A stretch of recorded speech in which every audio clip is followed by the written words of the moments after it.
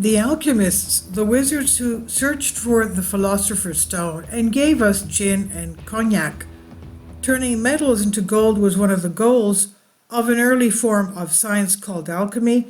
Today, we would not call alchemy a science, as in some cases it was associated with dark methods, with magical or even religious beliefs. However, in the past, it was completely respectable as an activity with which even Isaac Newton engaged. Alchemy has a long history dating back to ancient Egypt, China, and Persia. The aim of the alchemist was not only to transform metals into gold, but also to exercise power over nature, the ability to control the things around us. Alchemy often involved the use of magic. You had to say various spells or make sure to do things in the right order. Alchemists experimented by mixing or heating two or more substances to see what would happen. They liked to work with elements that cause violent reactions, such as phosphorus and mercury. The process could prove dangerous, of course, but it was well worth the effort for the reward of finding just the right combination of ingredients to produce the Philosopher's Stone. This stone could then turn lead or tin into gold or give eternal life. Many of the alchemists were outright frauds, of course. Many others, however, were honest and hard-working workers, living in a world where everything seemed possible. During their studies, they discovered many phenomena that are now included in the science of chemistry. They learned, for example, about spacing, the art of heating a mixture and collecting the substances that leave the mixture during processing at various times. Strong spirits, such as brandy and gin, were produced through distillation, in which the alcohol is concentrated. We also call them match, a word with which we also denote the smart, intelligent person, and it comes from the Latin word spiritus, a name that alchemists have given to ethyl alcohol to indicate its flammable nature.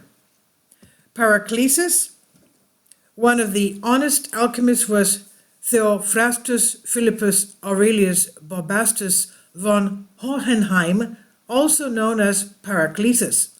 He was born in Switzerland, the son of a doctor, and although he was always deeply religious, his great faith was chemistry. One of his first actions was the burning of Galen's works in the marketplace. He did not need him at all. Just like Hippocrates and Aristotle, he just wanted to start over. He was sure that his view of the universe was right and different from those that had been formulated in the past.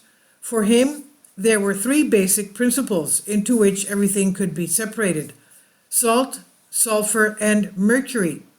Salt gives things their shape or solidity. Sulfur is why things can burn, and mercury is responsible for the smoky or liquid state of a thing. He administered mercury as a medicine. Can you imagine? Oh my God. He administered mercury as a medicine to treat one of the diseases that has spread to Europe in the 15th century, syphilis. Although mercury could cause teeth to fall out and extremely bad breath, it cured rashes, so doctors used it for many years to treat syphilis and other diseases that caused rashes.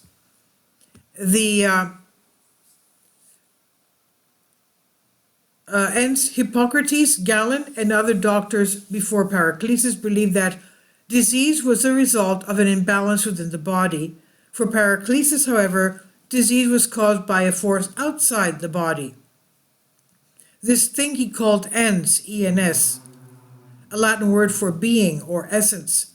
The ens attacks the body, causes disease, and creates the kinds of changes that doctors look for as clues to understand what disease they are dealing with. The revolutionary inclusion of Paracelsus was the separation of the patient from the disease, and this way of thinking was duly recognized many centuries later when microbes were discovered. This I've translated for you from a Greek article. Please leave your comments, and thank you for your support. Kindly support my Patreon account. The daily posts are 5 videos daily, and they are totally different from what I have on my YouTube channel. Thank you so much for your support and that you find all my content so interesting. You'll find the Patreon account details in the description box below.